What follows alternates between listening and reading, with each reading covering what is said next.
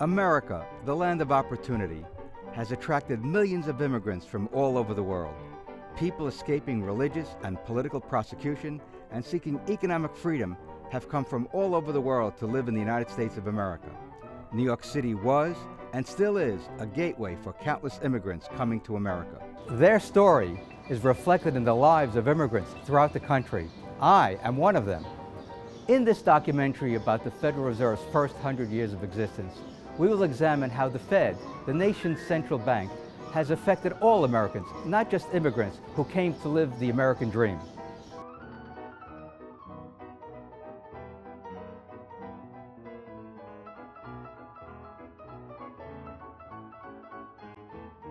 My family's journey begins in 1949, where my parents, my older brother and I moved into that first floor apartment on East 8th Street, weeks after we arrived in America from war-torn Europe. The one-bedroom apartment did not have a shower, only a tub in the kitchen, and we shared a bathroom with our neighbors in the hallway. My father was making $1 an hour in a nearby pencil factory which supported our family. In 1949, you could buy a new car for about $1,700, gasoline 26 cents a gallon, bread 14 cents a loaf, milk 84 cents a gallon, a dozen eggs 25 cents, a postage stamp was 3 cents, a hot dog was a nickel, and a New York City subway ride was only a dime. The average annual salary was $3,600. Minimum wage was only 40 cents per hour, and a decent house was between $5,000 and $10,000. And when it was time to get some sweets, we walked over to Economy Candy on Rivington Street. Do you still have penny candy here, Mitch, at the store? Penny candy doesn't exist anymore, unfortunately. In 1953, a few months before my younger brother was born, my parents took virtually all their savings, $500, and bought a Dumont black and white television with an FM radio in it for $350 and an Electrolux vacuum cleaner for $150. That $500 in 1953 is the equivalent of $4,400 today. In other words, it takes $4,400 today to buy what cost $500 60 years ago. That's the bad news on the price front. The good news is that today, $4,400 can buy a laptop computer, a big screen HD color TV, a cell phone, an iPad, and other high-tech items, and we would still have money left over. In other words, our dollars can go a lot further than they did 60 years ago to purchase many high-tech goods. After my parents made their first major consumer purchases, we moved to the Bronx, here on Harrison Avenue, where the rent was $73 for a 4-room, 2-bedroom apartment with its own shower. While we were living here, my father got a job as a sheet metal worker in the East Bronx. He worked 40 hours a week at $3 an hour. His take-home pay was $108.52, slightly less than his $120 a week gross income. In 1968, I got married. My wife and I moved to West 238th Street in the Bronx. Our rent was $130 a month. By the time we moved in 1977, our rent was $200 a month. That year, we realized the first piece of the American dream. Here we are in Middlesex County, New Jersey. In 1977, my wife and I bought our first townhouse for $45,000. In 1981, we sold it for $72,000. Today, townhouses are selling in the development for about $200,000. In 1982, we bought this house in Bergen County for $90,000. After adding a family room and finishing the basement, we sold it for 7 times what we paid for it in 2007. We clearly benefited from the housing bubble. What does this all have to do with the history of the Federal Reserve's first 100 years? Plenty, because since the Fed was created, the US dollar has lost 95% of its purchasing power, even though one of its original mandates was to preserve our money's buying power. Today, gasoline averages about $3.60 a gallon, bread $1.40 a loaf, milk $3.43 a gallon, eggs $1.92 a dozen. The average price of a new house is $190,000, and an average price of a new car is around $30,000. A hot dog has gone to $3.15, while the average annual salary is around $48,000 per year. The minimum wage is $7.25, a postage stamp has gone to 46 cents, and the New York subway fare has gone to $2.50. In other words, prices of most things we buy and the services we need have increased virtually year after year for decades. From food to utilities to college tuition to health care. The prices of all these essential services have gone up substantially. Why? During this documentary, we will also discuss why our economy has been on a roller coaster. Periods of prosperity followed by short and sometimes not so short slumps. Are there any lessons we can learn to prevent the cycle of boom and bust from repeating? Or is the boom and bust cycle an unavoidable feature of capitalism? To help us sort out the Federal Reserve's impact on our economy, we spoke to several experts in economics, finance, and accounting. The views expressed by our experts do not reflect the organizations and institutions they are affiliated with.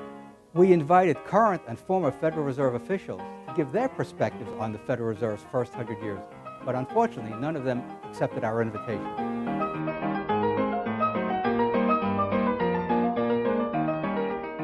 Before the Federal Reserve was created in 1913, there were several attempts to create an institution like the Fed in the 19th century. What did the U.S. do when it didn't have a central bank? I think the first thing to say is that the banking system grew up very rapidly in the United States. And so, there were hardly any banks at all before 1790. Then by the 1830s, there are like 600-700 banks that grew up in that period. These were banks chartered by state governments.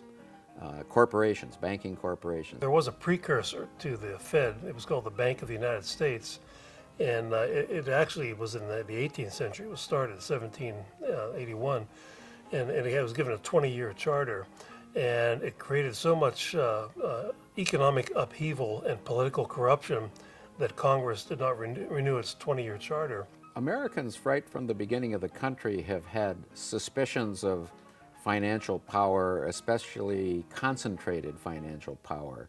And it was the original idea of Alexander Hamilton, and Hamilton basically wanted a bank run by politicians. While Thomas Jefferson and John Adams used to write each other letters saying how the country was going to hell in a handbasket because of these newfangled things called banks. And it was as light a touch of a central bank as you could possibly imagine. It was mostly owned by private shareholders. The government owned some stock early on, but then sold it. And it was basically there to act as the fiscal agent of the federal government and to act as a lender of last resort. Then we had a second Bank of the United States, even larger than the first bank. That was from 1816, and again chartered for 20 years. Congress did recharter it in 1832, but President Andrew Jackson vetoed the recharter. So I would say that throughout American history, there is a suspicion of finance, high finance. The farmers always bore a disproportionate burden of inflation from the banks because they were always big borrowers. They were always borrowing money, and if interest rates are driven up, they have to borrow at higher rates and so forth. And so, philosophically, you had the libertarian wing of the founding generation at the beginning, headed by Jefferson, being opposed to this. And then just as from a practical reason, a lot of yeoman farmers and small business people and merchants just didn't trust these banks run by politicians. One famous episode of this was when the Bank of the United States set up 2 branches in the state of Ohio, which is, then this was in the 1820s. And it still is a highly agricultural state, and you can imagine how it was then. And it created quite a furor and a protest, so much so that the state legislature in Ohio imposed a $50,000 a year tax on each branch of the bank in the 1820s. And the Bank of the United States refused to pay, so the state of Ohio sent armed marshals into the bank, and who went right into the vault and took $100,000 out of the vault of the Bank of the United States. We then fought the War of 1812, and the federal government had some problems handling the war financially. And so there was a movement to form another bank. By the time you get to the 1830s, President Andrew Jackson had enough, and he took on the Bank of the United States because it was corrupt. It was funding his political opponents. But then after that, it was called the free banking era, where there were competing currencies that were issued by different states. Then we fought a civil war in the 1860s, and we did not form another central bank to help finance that war.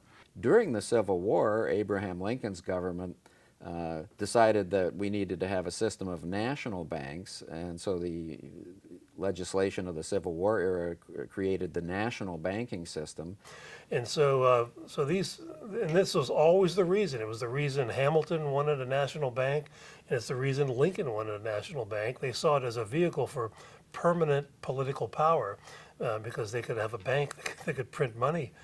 We did go back on the gold standard by the late 1870s because there was a long history of understanding of sound money backed by gold and silver. I think we have a fractional reserve banking system, and this kind of leads into panics because the banks never have enough in the way of reserves to pay off all the depositors. Maybe there's $1 in deposit in reserves for every $8 or $9 or $10 of deposits. Now that doesn't matter in most periods of time because commerce, the nature is we go out and spend our money and somebody else has it, they take it to the bank and deposit it back in the bank. So banks don't need to have anything like 100% reserves. They can get by in normal times with a fractional reserve.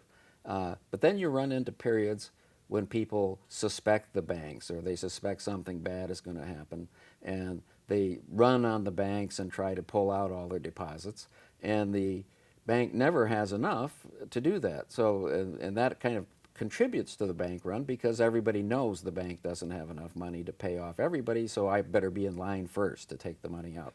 Originally, the Fed was created in response to the Panic of 1907, where the banks and other institutions got into trouble because of liquidity problems, where they needed short-term loans, and J.P. Morgan had to come in and rescue them. So it was thought that this really wasn't a good situation, that the whole community is dependent on J.P. Morgan. So there was a movement for a central bank of the United States in order to provide what they called an elastic currency. And if you go and look at the actual Federal Reserve Act, it mentions an elastic currency as the primary purpose for the creation of the Fed. Well, I think the Federal Reserve did, in fact, smooth out the business cycles a little bit, or it certainly smoothed out. There's research showing that the Federal Reserve evened out the seasonal fluctuations in interest rates when it first came in, and that should have helped stabilize the economy a little bit. Well, the fundamental problem with the way banking existed then and to this day is that it has a maturity mismatch, which means they basically borrow short and lend long, and so that works well when things are going well, but then when a crisis sets in, the banks basically get caught with their pants down. And so rather than try to reform their practices and be more secure, they thought that what we need is to have this lender of last resort to come in and be able to just always bail us out short term when we get in trouble with our practices.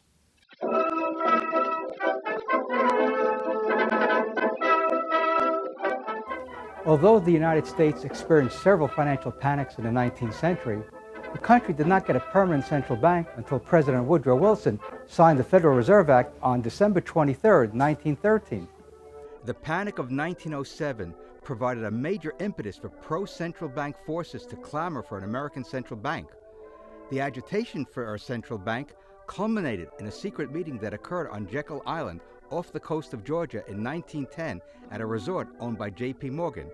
Only 6 people attended this super-secret week-long meeting, and they reflected the interest of the major bankers in the United States. 3 years after this super-secret meeting, America's powerful Wall Street bankers realized their dream, a central bank that would now have enormous power to create money, which was then used by bankers to expand credit in the economy.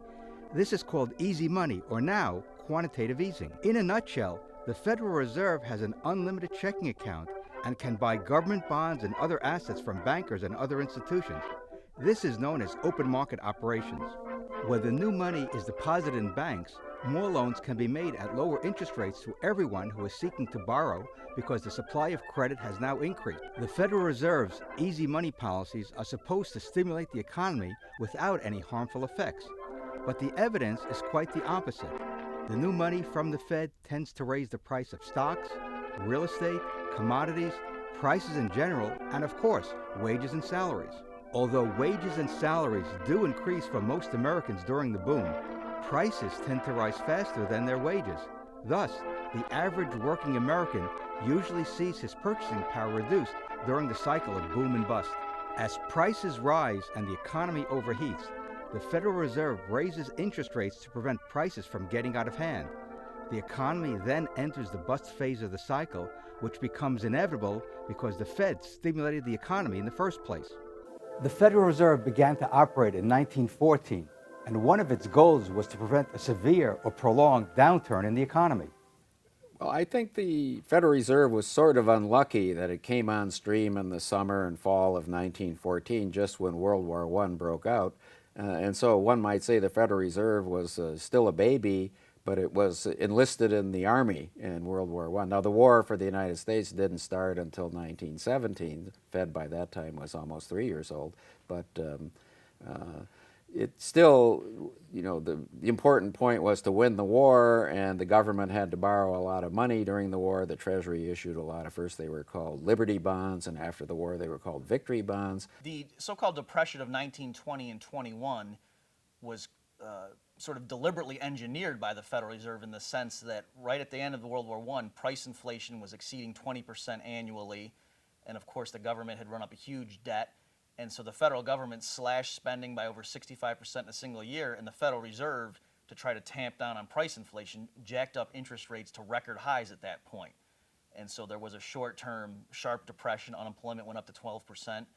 But because it was a relatively free market era and the administrations didn't do anything, didn't try to fix the economy, it fixed itself pretty quickly. By 1923, we had a full-blown recovery, and it led to what we now call the Roaring '20s.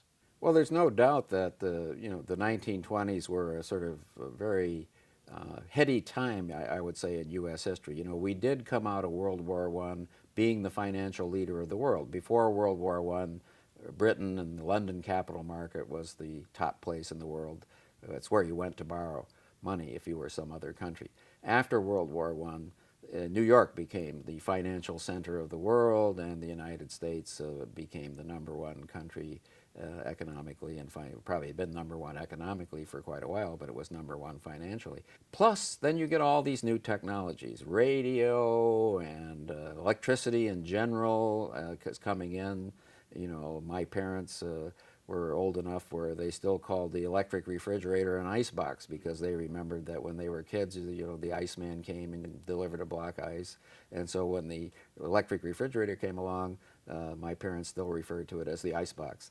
There were all kinds of things like that: washing machines, you know, dryers, radio, and the movies were moved. They were a big business in the 20s, and by the end of the 20s, they were moving towards sound. You know, not silent movies, but sound movies. What do you have? Airplanes. Just all kinds of new technologies were coming in. Productivity was fairly high. In fact, the stability and all the heady new technologies actually made people optimistic, and then perhaps overly optimistic, driving up stock prices. And you know, there were some economists that thought, well, you know, it's a new era. You know, Irving Fisher is the economist who said just before the market crash, stocks have reached a permanently high plateau. He was actually one of the greatest American economists, but he lost a lot of his reputation for making that wrong prediction. So I think if a great economist can make a mistake like that, you know, other people could say, you know, we had no reason to believe anything was wrong with the economy. But in fact, the economy slowed at the end of the 20s, the stock market crashed, and then we had the Great Depression. Although President Hoover's interventionist policies did not end the Great Depression, many economists and historians claim that Herbert Hoover was a do-nothing president, when all the evidence shows that the Congress passed legislation that interfered with the free market under his administration. In fact, in his acceptance speech for the presidential nomination in 1932, President Hoover said, quote, "We might have done nothing. That would have been utter ruin. Instead, we met the situation with proposals to private business at the Congress of the most gigantic program of economic defense and counterattack ever involved in the history of the Republic. We put it into action." At the end of the presidential campaign, President Hoover summarized the measures he had taken to combat the Depression: higher tariffs, more expansion of credit by the Federal Reserve, injecting capital into savings banks, more agricultural loans to farmers, spreading of work to prevent unemployment, and badgering employers to maintain wage rates in the midst of falling prices. By any objective standard, Herbert Hoover was a big government Republican who believed that the use of the federal government's enormous power would end the Depression.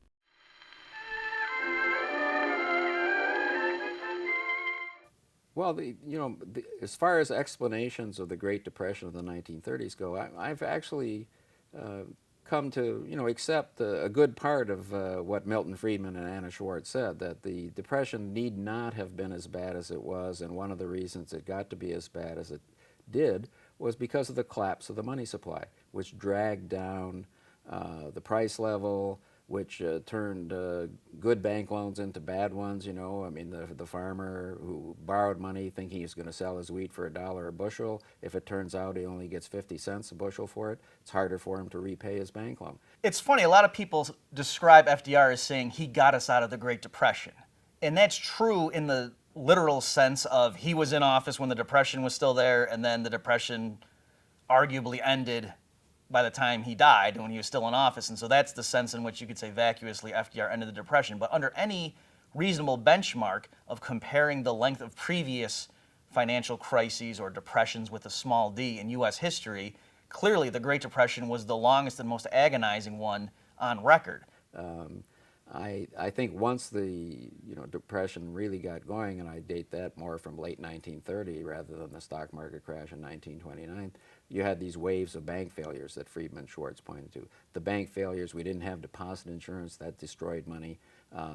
People just lost their jobs, couldn't repay their loans, the prices were falling, they couldn't repay their loans. We had all that inflation in World War I, but because the U.S. was gaining so much gold, we never left the gold standard.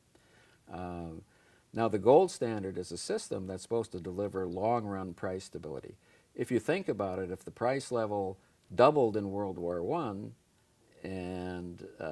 but the dollar was still, defined as 1/20th of an ounce of gold, roughly speaking, some friends of mine have actually said, the deflation of the Great Depression was really necessary to restore the pre-World War I price level, and that's the way the gold standard is supposed to work. And that made me think, I'd always thought the Depression was really a tragedy, but this latest reasoning that maybe the deflation of the 30s, if you were going to hold the dollar at 1/20th of an ounce of gold, you needed to deflate the price level to get back to where you were when you had a gold standard world, so that's an interesting issue that I think we haven't really resolved yet.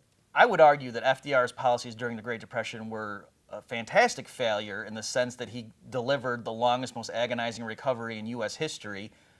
Everything in terms of economic theory that they did would be designed to prolong the Depression, propping up wage rates at a time when consumer prices were falling, so that makes labor more expensive. So of course employers are going to be reluctant to hire, instituting all sorts of price-fixing schemes, cartelization schemes, all sorts of interventions in the private economy, making property rights less secure, all these things. And plus, he was openly hostile to business in his campaign rhetoric. The Fed contributed to the speculation of the late 1920s, and then, of course, didn't, which that speculation may have led to some sort of downturn, and then the Fed didn't do much to counteract that. But I don't think the Fed was actually creating money in the late 1920s to make the stock market go up. In fact, most of the evidence is the Fed was worried about the speculation in the stock market. But what happened was the United States tried to help Britain get back on the gold standard. And Britain, went off the gold standard in World War I and was trying very hard to get back on it because people thought the gold standard was the right way to do things. And they wanted to restore their pound to its old pre-war parity, which meant that you took $4.86 to buy 1 British pound. The British had to deflate their economy to do this, and the Federal Reserve tried to make it easier for Britain to hang on to its gold by keeping low interest rate policy in the U.S. And I think that may have contributed to some of the speculation in the late 1920s.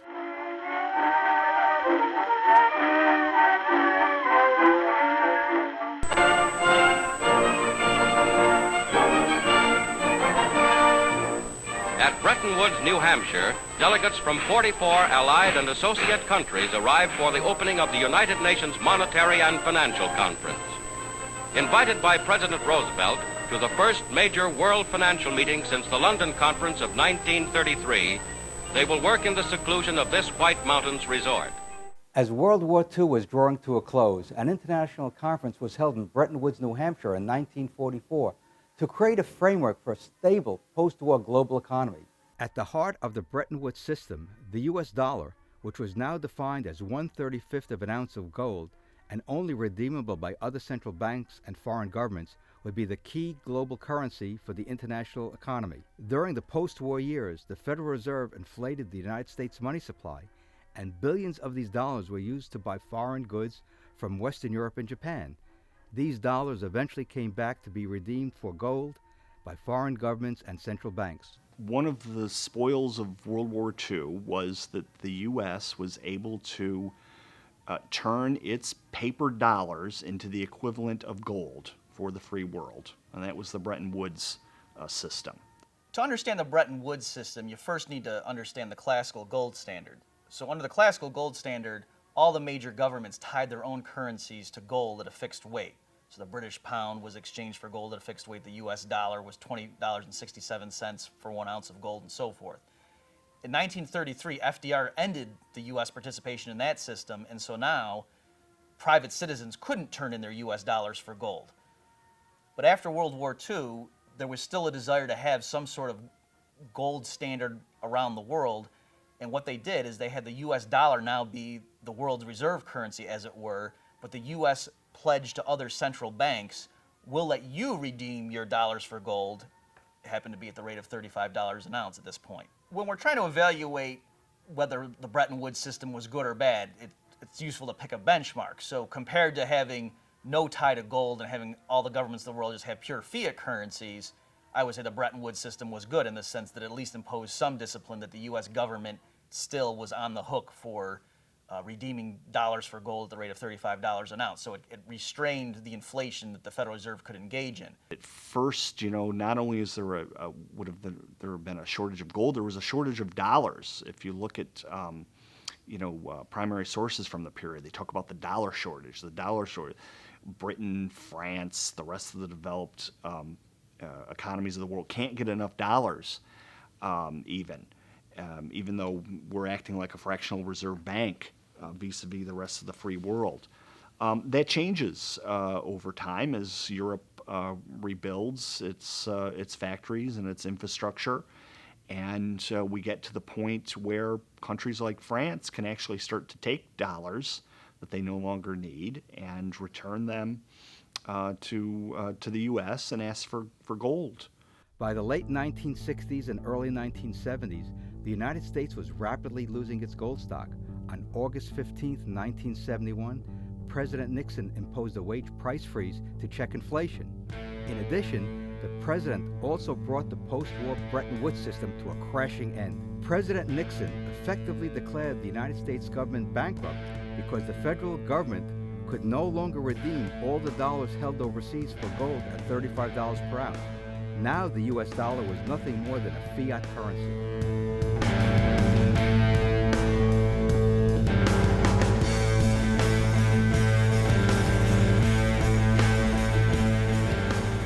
Since the end of the Bretton Woods system in 1971, which was the last link between the dollar and gold, the dollar's purchasing power has declined by 80%.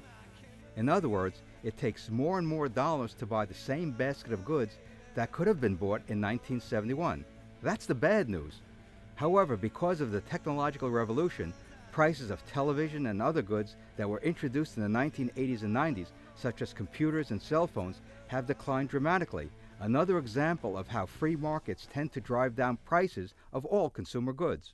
1971. So now you have a situation where in the 70s, this is when you have a situation where, when they say the chickens are coming home to roost? Well, they did it big time during the 1970s. It was at this point when we started to have large problems with debts, and the inflation actually ended up happening not so much in the stock market, and it was very, the real pronounced effect was actually the money flowing into goods and services during the 1960s.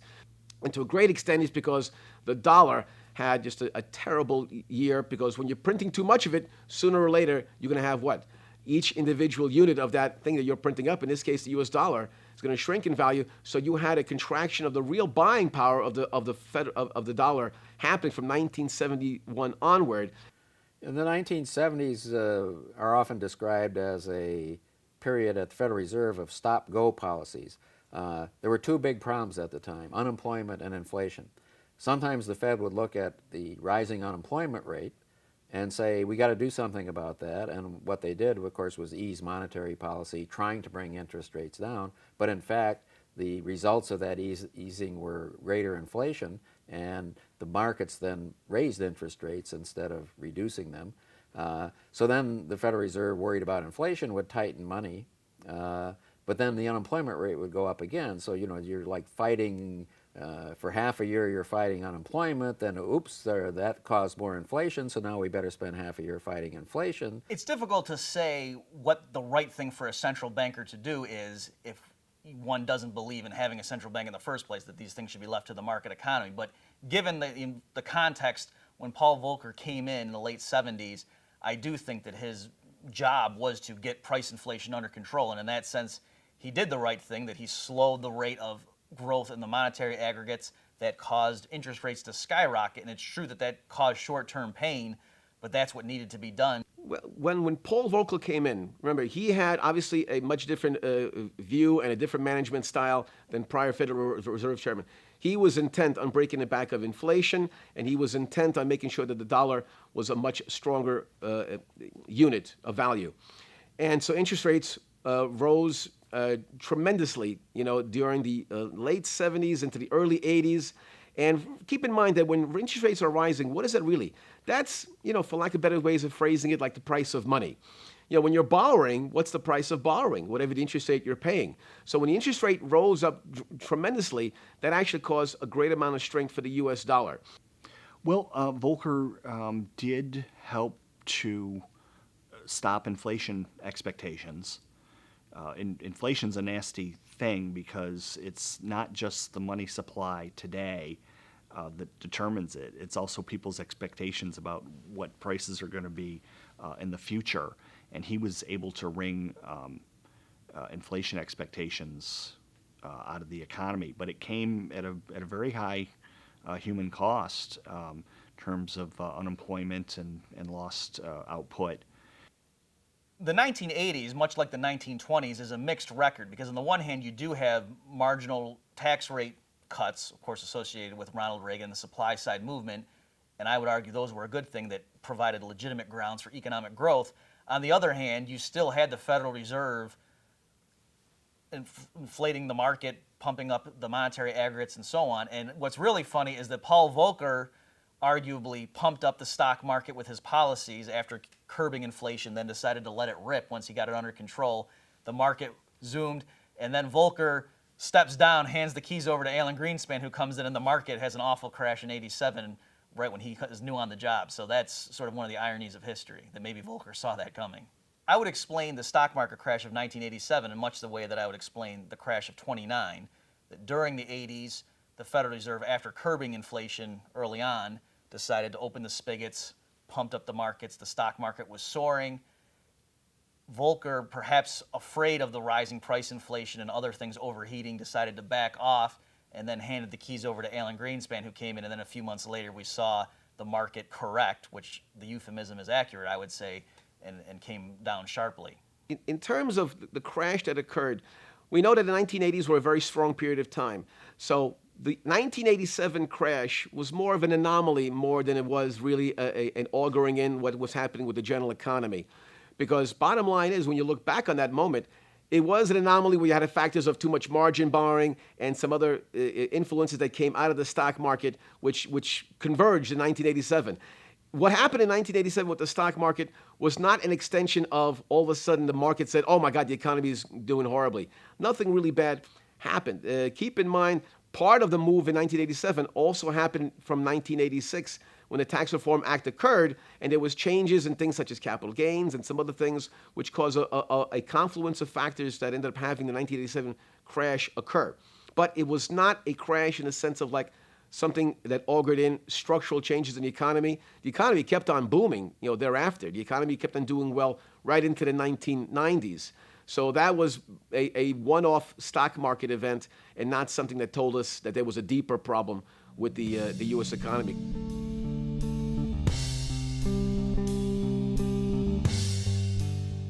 The dot-com bubble of the 1990s and the housing bubble of the 21st century have been the two most recent examples by the Federal Reserve to try to stimulate the economy under the leadership of Alan Greenspan.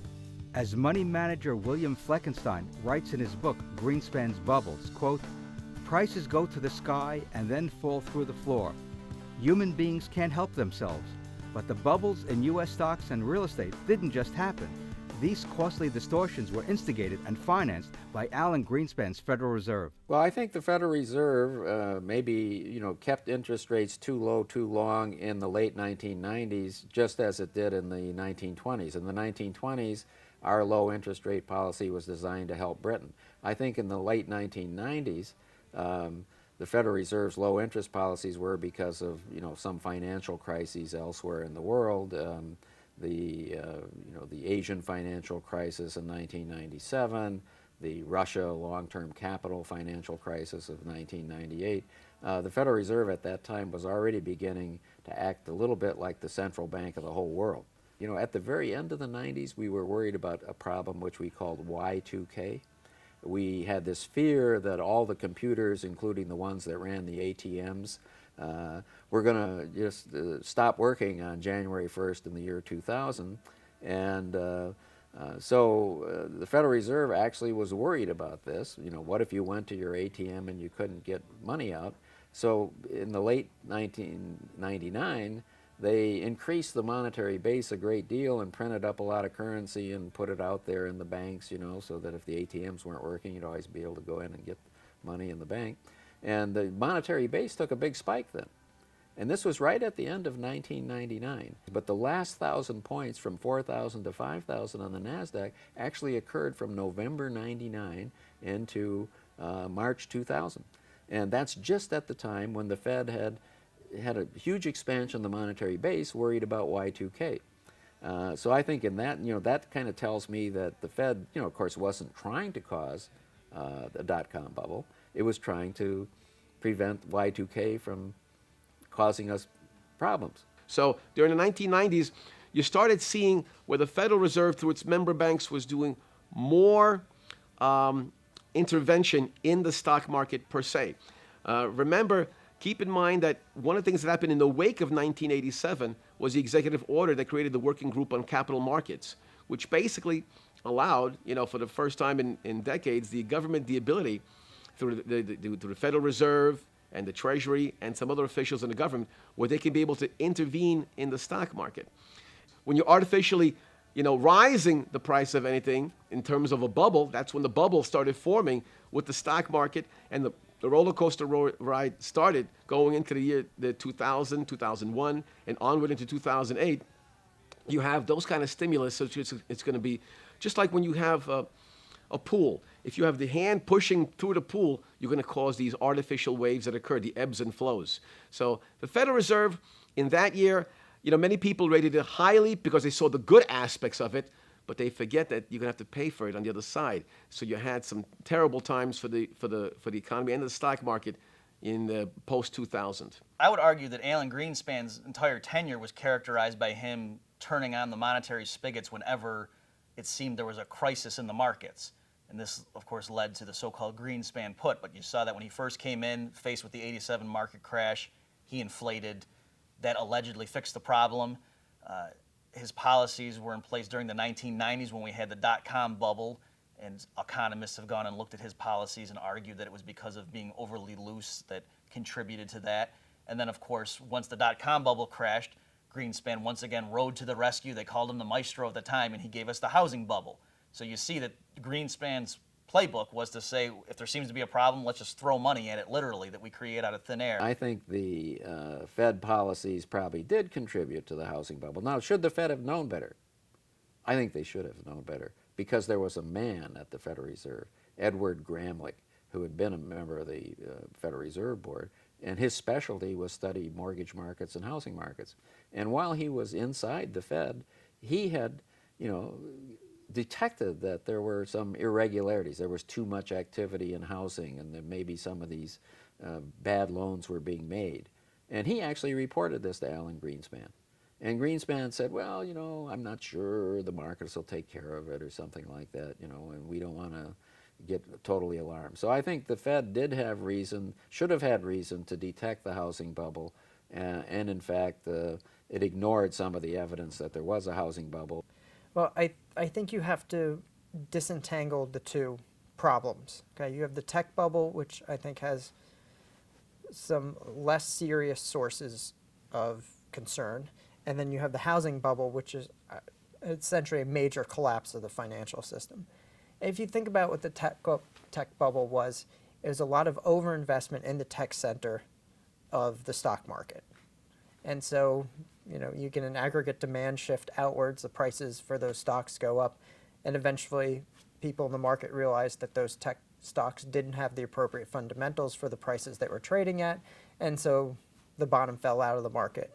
And the argument that monetary policy with low interest rates at that time really fed into that, I'm not sure I necessarily buy that as the primary factor.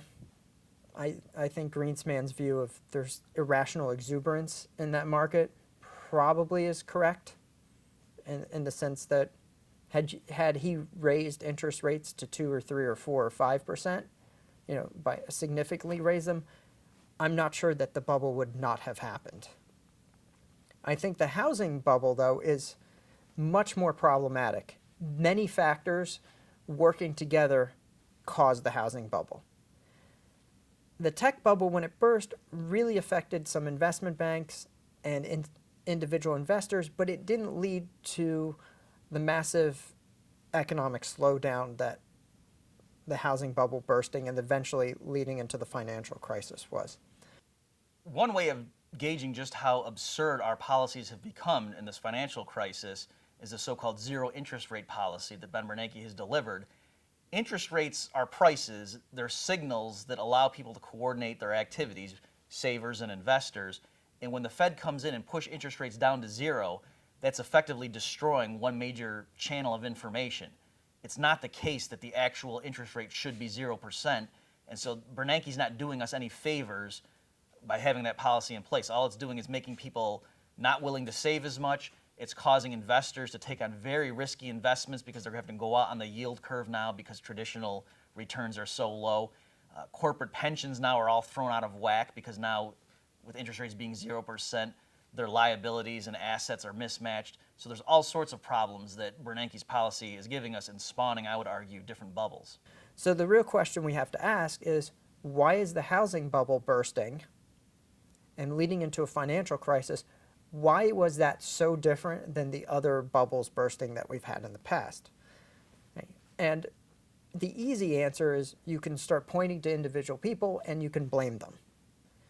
I tend to look at a little bit more of a global perspective and say probably the overriding answer to why the housing bubble happened and the financial crisis happened was you had people all acting in their own self-interest, and all their motives or incentive structures were fundamentally flawed. Unfortunately, a lot of people expect economists to be able to give recommendations that will avoid pain. And so given that we already had the tech bubble, for example, in the late 90s, and then when that burst, it was unavoidable that there was going to be a recession. But if Greenspan had just stood back, let interest rates go to where they should have been, give the right signals to people in the market, there would have been bankruptcies, there would have been liquidations, there would have been transfer of resources. But then after a sharp purge, if you will, and rearrangement, we would have had the grounds for a solid recovery. Most people living in the United States have not a clue what the Federal Reserve does. They hear the term, it's thrown around, they know Bernanke, but that's where their knowledge begins and ends. What the Fed really has been doing, at least from my perspective as an accounting professor, is they have a reaction to crisis. And things are either going wonderfully, it's a boom, or things collapse, it's a bust. And we've kind of labeled them with these cute terms, bubbles, the dot-com bubble, the housing bubble, the subprime mortgage bubble. We can't be having bubbles in our economy. because it does not allow anyone to make plans, to do their budgets, to make decisions on a long-term investment basis if nobody's really sure of what the future is going to hold. And I really think that's the crisis we're faced with right now.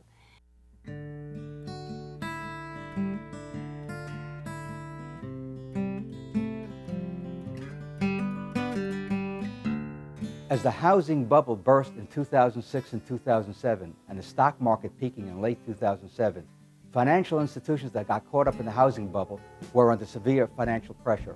In addition, the Federal Reserve drove short-term interest rates down to nearly 1%, where they have stayed for the past 5 years in order to stimulate the economy. By purchasing nearly $3 trillion of government bonds and mortgage-backed securities, the Federal Reserve has undertaken one of the great financial experiments in modern times. I think it's pretty much inevitable that we're going forward, we're going to have recurring business crises, simply because what they do every time a crisis happens is just put in more of what they think is medicine, but I would argue is poison. Well, the banking system is probably going to become more and more nationalized and controlled and run by the government, because that's the trend of things. When government intervenes in any market and it screws things up, as it inevitably does, its impulse is to give itself more and more power over that market. In the market for money is what we're talking about, because government never ever will admit that it has failed. It can't do that. You lose your job. The accounting industry recently has had to deal with the problems of the perception that the Fed has been controlling interest rates really unfairly. What is the impact on business? Well, right now what we do see is, with interest rates being at historical lows for extended periods of time, you would think that there would be a great demand for money and the cost of products would be cheaper. Unfortunately, the result of this has been that people cannot qualify many times for credit. The standard to qualify as a result of the subprime mortgage debacle really was astronomically higher than what it had been before, which was in essence non-existent. So now we're trying to adjust the market. When you have consumers, when you have buyers that basically have been trained to purchase on credit, and now that credit is not available, it really does undermine the ability of many aspects of business to continue to grow.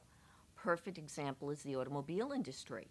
As a direct result of what happened in 2007 and 2008, we had to do a bailout of our automobile industry because consumers were not willing to pay inflated prices for assets if they couldn't buy them on account. If people really had to spend dollar for what they were acquiring, if it wasn't really viewed as monopoly money, then I think the value of a transaction would be reported differently.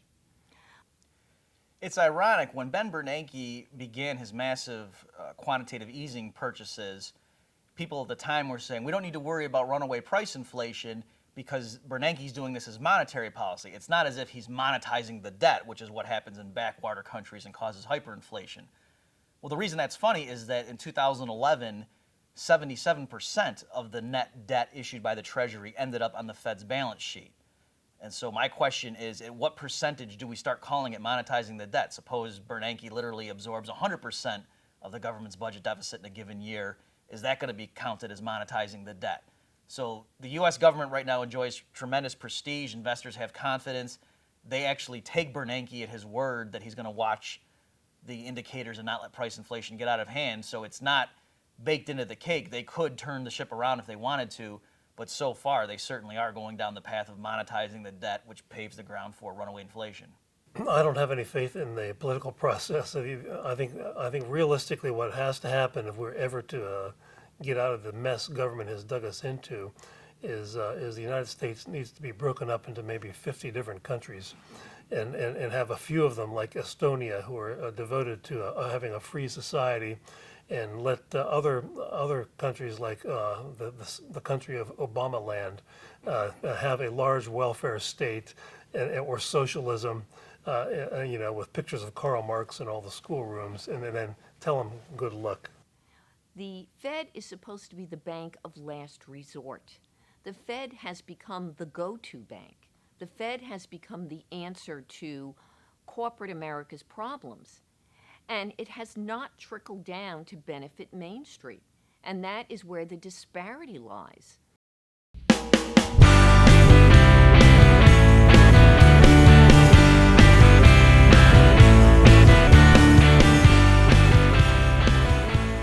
How would you grade the Fed, given its performance over the past 100 years? If I were to grade the Fed on protecting the purchasing power of the dollar, the obvious grade is F, maybe F minus if there is such a thing. And if I were to grade the Fed on smoothing out the business cycle, I would also give it an F. If I were to grade the Fed in helping the government get into aggressive wars that are non-defensive, if I were to grade the Fed on helping the government expand the welfare state beyond what the citizens are willing to pay for the welfare state, I would give it an A+ in that regard. Well, grading the Fed is a difficult question because you have to grade it in terms of what do you think its job really is. If you think its job is to create prosperity, then you can't really give it a grade because I don't think the Fed can create prosperity. What I think the Fed and a central bank can do is help smooth out business cycles. In other words, make the troughs of the business cycle shorter or more shallow and keep the economy closer on track to its potential GDP, right? And if you think about what prosperity is, prosperity really is shifting out the production possibilities of the country or how much the country can produce, and that's potential GDP. So I don't think monetary policy, insofar as it's designed or implemented, could really shift out potential GDP much at all. But what it can do is keep you close to potential GDP. I would have to give the Fed an F for failing because its ostensible mission was to prevent business cycles, or at least to dampen the business cycle and to protect the integrity of the dollar. And so on both counts, the Fed has failed miserably. The two worst economic crises in U.S. history, the Great Depression and now what's being called the Great Recession, occurred on the Fed's watch. And the dollar has lost more than 95% of its purchasing power since the creation of the Federal Reserve. So under either metric, the Fed is clearly a failure.